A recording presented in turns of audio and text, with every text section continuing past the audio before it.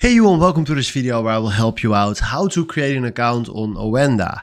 And we can do this on two ways. The first way is just a real account and the second way is just a demo account. So the first step is click right here on open account. And then right here you will get a following up system that costs you 8 minutes. So select first what your country is, then after that fill in all the information like name, email, your password.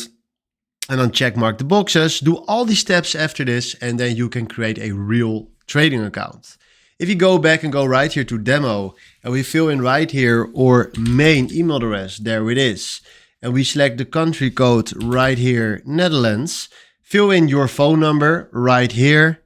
Fill in your password. Check right here, only this one. And then click on open demo account and then you can create your own demo account. So decide for yourself which one you want to create and then do that for your own.